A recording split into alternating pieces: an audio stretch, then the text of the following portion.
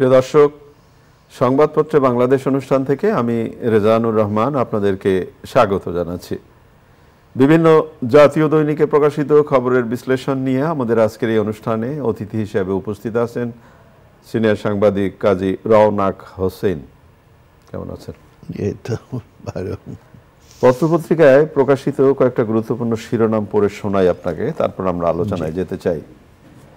মহান বিজয় দিবস, বৈষম্যহীন দেশ গড়ার এখনই সময়, প্রথম আলোর শিরোনাম। একই সাথে আরেকটি শিরোনাম, জাতীয় ঐক্যমত্য প্রতিষ্ঠায় কমিশন করছে সরকার। নির্বাচন নিয়ে সুনির্দিষ্ট রোডম্যাপ চায় বিএনপি ও অন্যান্য দল। দৈনিক সমকাল, 2026 সালের প্রথমার্ধের মধ্যে জাতীয় নির্বাচন, অস্বস্তি কাটলেও আশ্বস্ত নয় অনেক রাজনৈতিক দল। দৈনিক যুগান্তর, নির্বাচনের সম্ভাব্য সময় ঘোষণা, বৈষম্যহীন গণতান্ত্রিক নতুন বাংলাদেশ গড়ার প্রত্যয়, নানা আয়োজনে মহান বিজয় দিবস উদযাপন। কালের কণ্ঠ, ট্রান্সকমে দুই বোনের দ্বন্দ্ব চরমে, জালিয়াতি করে সিমিনের কবজায় 30,000 কোটি টাকার সম্পদ। মুক্তিযুদ্ধের চেতনায় বৈষম্যহীন বাংলাদেশ গড়ার প্রত্যয়। দৈনিক ইত্তেফাক, 2025 সালের শেষ থেকে 2026-এর প্রথমার্ধে নির্বাচন হতে পারে। 2 মাসের মধ্যে নতুন দল ঘোষণা ছাত্রদের। বাংলাদেশ প্রতিদিন, দখলে নেন 30,000 কোটির সম্পত্তি, প্রথম আলো, ডেইলি স্টার মালিককে সিমিনের ভয়াবহ জালিয়াতি, 1.5 বছরের মধ্যে ভোট। মানব জমিন, আইসিটি প্রকল্পে 100 কোটি টাকা লোপাট, জাতির উদ্দেশ্যে প্রধান উপদেষ্টার ভাষণ, 25-এর শেষ বা 26 সালের শুরুতে নির্বাচন হতে পারে। মোদির বক্তব্যে তীব্র প্রতিক্রিয়া। সময়ের আলো, 26-এর শুরুতে জাতীয় নির্বাচন, জাতীয় স্মৃতিসৌধে জনতার ঢল, মুক্ত দেশে মুক্ত প্রাণ। দেশ রূপান্তর, 1.5 বছরের মধ্যে নির্বাচন, সন্তুষ্ট নয় বিএনপি, চায় সুনির্দিষ্ট রোড ম্যাপ। আজকের পত্রিকা, 1.5 বছরের মধ্যে জাতীয় নির্বাচন, মুক্তিযুদ্ধের বীর শহীদদের শ্রদ্ধা ভালোবাসায় স্মরণ।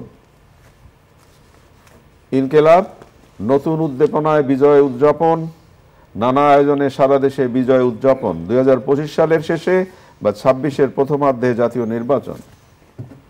দৈনিক জনকণ্ঠ, নতুন দেশ গড়ার প্রত্যয়, জাতীয় স্মৃতিসৌধে জনতার ঢল। শিরোনাম শুনলেন। নির্বাচন নিয়ে নানা প্রশ্ন ছিল এবং নানা কথাবার্তা ছিল, অস্থিরতাও ছিল। আমাদের প্রধান উপদেষ্টা গতকাল তার ভাষণে একটি ঘোষণা দিয়েছেন এবং বলেছেন যে 2025-এর শেষে অথবা 26-এর শুরুতে মাঝামাঝি জাতীয় নির্বাচন হতে পারে।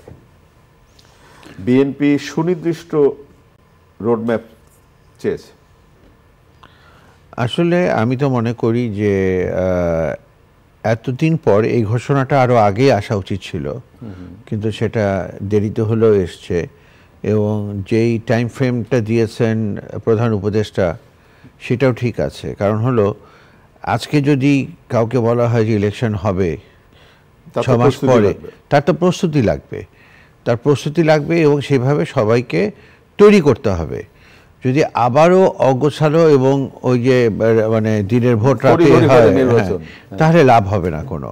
বরঞ্চ যেহেতু এখন একটা ফিক্সড ডেট ঘোষণা করা হয়েছে, এই ডেটটাকে সামনে রেখে, যেন এই ডেটটা না পেছায়, এটাকে সামনে রেখে নির্বাচন কমিশন এবং অন্যান্য ক্ষেত্রে যা যা প্রয়োজনীয় সংস্কার বা পরিবর্তন প্রয়োজন সেগুলো করার জন্য সহযোগিতা করা দরকার। মানে আপনি যেটা বলতে চাইছেন যে হতে পারে না করে হবে, হ্যাঁ, ওই জায়গাটা তৈরি করা, ওই জায়গাটা তৈরি করা।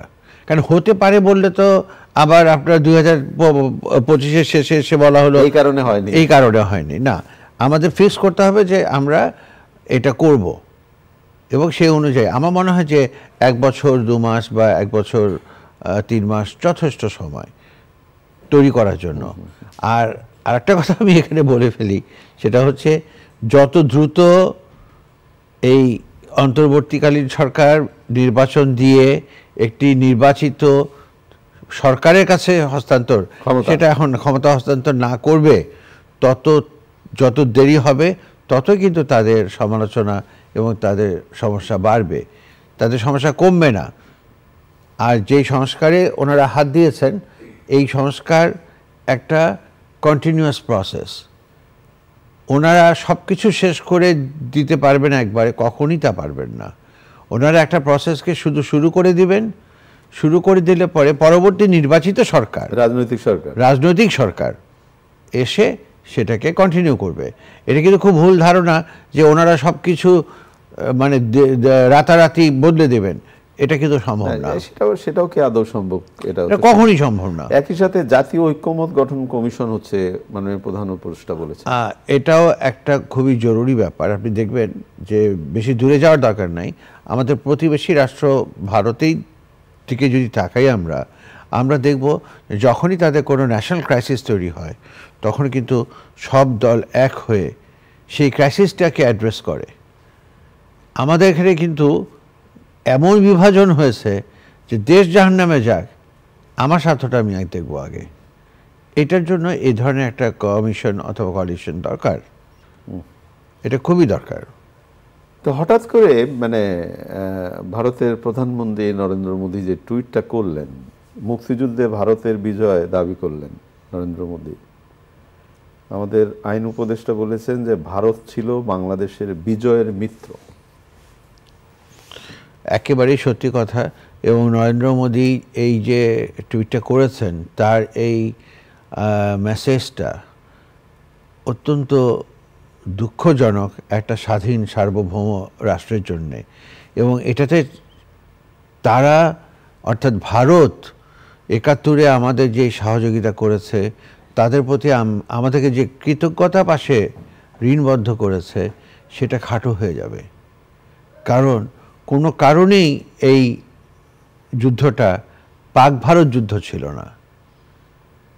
এখানে তাহলে মুক্তিযোদ্ধারা কোথায় গেল? এত প্রাণ দিল, এটা কি হাওয়ায় উড়ে গেল নাকি এটা আবার রিসেট বাটনে দিয়ে সব তারা আউট করে দিল? এটা আপনি কি খেয়াল করেছেন যে এই প্রশ্নে কিন্তু ভারতের লোকসভায় বিরোধী দল এবং অন্যরা তারাও কিন্তু একই প্রশ্নে মোটামুটি একমত। কারণ ওই যে তারা একইভাবে চিন্তা করেছে। এখন একটা ব্যাপার হলো যে ৫ই আগস্টের পরে এই দেশের সরকারের সাথে তাদের সেই আগের মতন মিত্রতা, আগের মতন সুসম্পর্ক গড়ে উঠছে না এবং উঠবেও না। রওনক হাসান, আমি যে প্রশ্নটা আপনাকে করতে চাইছি যে তারা তাদের জাতীয় স্বার্থে সবাই মিলে দল মত নির্বিশেষে সবাই ঐক্যবদ্ধ হয়, তা পাশেরই তো দেশ, তা আমরা কেন হতে পারি না? আমরা হতে পারি না কারণ প্রথমে একটু আগে আপনি বললেন যে সব ভাগাভাগি, আমি আমারটা চাই। এক্স্যাক্টলি। আরেকটা ব্যাপার আমি আপনাকে বলি, এটা খুব স্পষ্ট হয়। যেমন তিস্তা প্রশ্নে মমতা ব্যানার্জিকে বলা হয়েছিল যে হাসিনা তো আপনার খুব ঘনিষ্ঠ, বাংলাদেশ তো আপনার খুব ঘনিষ্ঠ, হ্যাঁ, তা আপনি এটার ব্যাপারে এরকম করছেন কেন? ফারাক্কার ব্যাপারেও একই কথা। তখন উনি বলেছিলেন যে দেখেন, বন্ধুত্বের জায়গায়, দেশ দেশের জায়গায় আমি প্রথমে আমার দেশের স্বার্থ রক্ষা করব, আর আমাদের নেত্রীরা বা আমাদের রাজনৈতিক দলগুলো তারা যে দেশ জাহান্নামে যাক, আমার স্বার্থটা ঠিক থাকলে পরে আমি পুরো দেশই দিয়ে দিব। পার্থক্য সেখানে। আমরা যত করি বলি না কেন যে আমাদের দেশপ্রেম আছে, এটা আছে, ওটা একেবারে মানে বোগাস। ভারতের হিন্দু, বৌদ্ধ, খ্রিস্টান, মুসলমান যত আছে তারা কিন্তু সব কিছু শেষে একটাই তাদের দেশপ্রেম, যা হিন্দুস্তান আমাদের, হিন্দুস্তান হামারা। এই যে জিনিসটা, এই ব্যাপারটা কিন্তু একটা ইউনিক ব্যাপার, কিন্তু আমাদের এখানে তা নাই। আমরা সংখ্যালঘু, সংখ্যাগুরু, এই সেই নানান কথা বলি। আর একটা যেটা হলো যে ভারতে আনফর্চুনেটলি আমাদের এগেনস্টে যে প্রোপাগান্ডা হচ্ছে, এই প্রোপাগান্ডাটা কিন্তু খুব ক্ষতিকর হচ্ছে। এবং এখন যেটা হচ্ছে, এতদিন যতটুকু এনমিটি ছিল, মানে শত্রুতা বা বৈরিতা ছিল, সেটা ছিল বিটুইন গভর্নমেন্ট টু গভর্নমেন্ট। এখন কিন্তু পিপল টু পিপল এনমিটি তৈরি হয়েছে, এবং এটা কিন্তু খুব খারাপ একটা দিক। আচ্ছা, আপনাকে আমি একটা ছোট্ট প্রশ্ন করতে চাই। যেমন ধরেন 53 বছর ধরে যে আলোচনাটা শুনলাম, আপনার আমার বয়স ঠিক সেই সময় স্মৃতিটা একেবারে জাগরুক। মহান ৭১-এ রাজাকার আলবদররা মানুষকে হত্যা করলো, হত্যা করার জন্য সহায়তা করলো। ঠিক আমরা এই দেশে তাদের কোনো বিচার দেখলাম না। এইবারের বিজয় দিবসে কি মনে হলো আপনার? এবারে বিজয় দিবসে তো পুরো দৃশ্যপট বদলে গেছে, উল্টে গেল। এবং এটার মানে একটা নেগেটিভ সাইড আছে, একটা পজিটিভ সাইড আছে। পজিটিভটাকে শুনি। হ্যাঁ, পজিটিভটা আগে হলো যে, নেগেটিভটা বলে ফেলি। সেটা হচ্ছে যে গত ৫৩ বছরে যারা প্রকাশ্যে আসতে পারেনি তারা প্রকাশ্যে এসছে। আর পজিটিভ সাইড যেটা, সেটা হলো যে যদি সত্যি সত্যি তাদের মনস্তাত্ত্বিক পরিবর্তন হয় এবং তারা যদি দেশকে ভালোবাসে এবং তারা যদি তাদের পূর্বের অপকর্ম সেটাকে যদি তারা মানে কি বলবো, ক্ষমা চাক বা যাই হোক, সেটা মেনে নিয়ে তারা যদি সত্যি সত্যি দেশকে ভালোবাসে, তাহলে পরে হয়তোবা এই যে দেশের ভিতরে বিভাজন, মারামারি, কাটাকাটি, এটা হ্রাস পাবে, চলে যাবে না, কিন্তু এটা হ্রাস পাবে, কমে যাবে। এবং আমার মনে হয় যে যদি সেদিকেই তারা চিন্তা করে থাকে, কারণ আমি আপনাকে বলি যে ২০ বছর আগের বা ৩০ বছর আগের জামাত ইসলাম, ইসলামী ছাত্র শিবির আর এখনকার ইসলামী ছাত্র শিবির, জামাত ইসলাম এক না। দে আর ফার চেঞ্জ, ফার ডিফারেন্ট। শুধু তাদের যদি ওই ব্যাপারটা যেটা আপনাকে বললাম, এখানে আসলে আমরা একটা মানে শুরু থেকেই একটা অসাম্প্রদায়িক পরিবারের ভেতর দিয়ে আমরা বড় হয়ে উঠেছি এবং আমাদের ভেতরে কিন্তু সত্যিকার অর্থে পাবলিকের ভিতরে কোনো সাম্প্রদায়িকতা নাই। যে সমস্ত ঘটনা ঘটে সেটা দেখবেন দলীয়, রাজনৈতিক অথবা জমি দখলের জন্য লহুলাল সাহেব। অনেক ধন্যবাদ। ইতিহাস হয়তো কি বলবে বা ইতিহাস কাকে কখন ক্ষমা করবে বলা যাবে না, বলা মুশকিল। ছাত্রদের নতুন দল হচ্ছে ২ মাসের মধ্যে। এটা হলে ভালো। মুশকিলটা হয়েছে যে ছাত্ররা তো এখন মনে করছে যে তারা দেশ স্বাধীন করেছে, দেশ চালাচ্ছে। হ্যাঁ, দেশ স্বাধীন করেছে বা একটা বিরূপ রাজনৈতিক গোষ্ঠীর হাত থেকে, হ্যাঁ, ফ্যাসিস্টদের হাত থেকে, বা আমরা যদি ফ্যাসিস্ট বলতে চাই তাহলে পরে ফ্যাসিস্টদের হাত থেকে রক্ষা করেছে দেশকে, সেটা ঠিক। কিন্তু দেশ চালানো আর আন্দোলন করা কিন্তু এক না।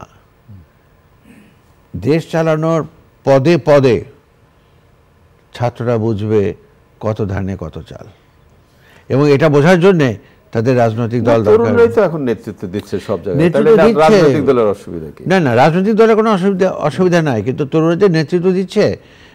প্রথমে আপনার যেই কাজটা সেটা আপনাকে করতে হবে, তারপরে আপনি যা খুশি তা করেন। তারা কিন্তু পড়াশোনা থেকে অনেক দূরে সরে এসছে, আর একবার যখন তারা টাকা পয়সার গন্ধ পেয়েছে, স্বাদ পেয়েছে, এটা থেকে তো তারা সরে যেতে যাবে না। এখন মনে করেন যে ছাত্র সমন্বয়করা বা ছাত্র নেতারা তারা যে সমস্ত বড় বড় হোটেলে যে সমস্ত খানাপিনা খাচ্ছে, তারা ওটা ছেড়ে কেন আবার হলের সেই গঙ্গার জল ডাল ব্যতিক্রম কি নেই নাকি? খুব rare. Exception is not standard. আচ্ছা আচ্ছা, এক্সেপশন ইজ অলওয়েজ এক্সেপশন, এটা আপনাকে বুঝতে হবে। অনেক ধন্যবাদ। ওই যে আবারও বলি, ইতিহাস কোথায় নিয়ে যায় সেটার দিকে তাকিয়ে খুব জরুরি। তবে একটা বিষয় খুব আলোচনা, প্রশংসা করা খুব জরুরি দরকার। যেমন গতকাল আমাদের যে সাংস্কৃতিক জাগরণ দেখলাম একটা, বিশেষ করে সবার আগে বাংলাদেশ, এই যে বিএনপির উদ্যোগে যে কনসার্টটা অনুষ্ঠিত হলো, এবং সেখানে যে বিষয়টা বাণীটা দেবার চেষ্টা করলো যে আমাদের গান, আমাদের ভাষার গান আমরাই বলবো, এক্স্যাক্টলি, আমরা বাইরের কোনো কিছু নেওয়ার চেষ্টা করবো। চ্যানেল আই মিডিয়া পার্টনার ছিল এই অনুষ্ঠানটি।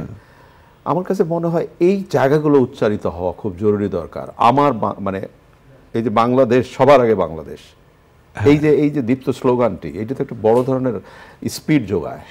আমাকে তো সেটাই করতে হবে। আমি বাংলাদেশি, আমার বাংলাদেশ, বাংলাদেশ আমার, এই ফিলিংসটা যখন 18 কোটি লোকের ভেতরে আসবে, আনফর্চুনেটলি নাই, এই 18 কোটি লোকের ভেতরে যখন এই ফিলিংসটা আসবে, তখন দেখবেন দেশ অনেক বদলে গেছে। এই ফিলিংসটা নাই দেখেই আমার চোখের সামনে একটা অন্যায় হলে আমি প্রতিবাদ করি না, কিন্তু প্রতিবাদটা করতে হবে।